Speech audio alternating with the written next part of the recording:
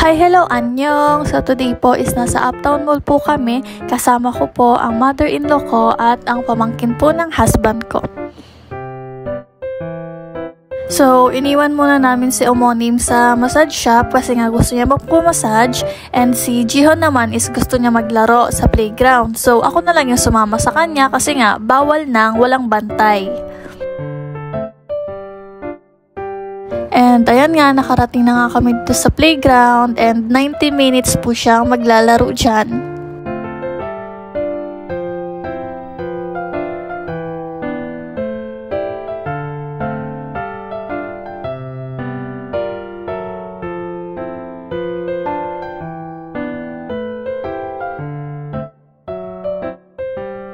Hindi na po namin tinapos ang 90 minutes at kami ay pumunta na sa mother-in-law ko kasi nga magpapaayos po kami ng kuko kasi magbe-birthday si Sonyul.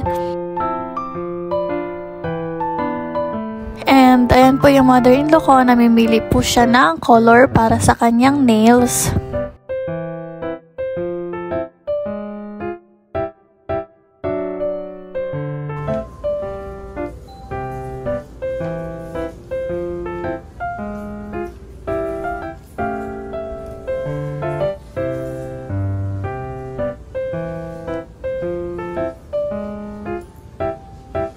So, yun lang naman guys. After nun is umuwi na din kami kasi nga kailangan pa namin mag-prepare para sa birthday ni Sonyul. Bye-bye!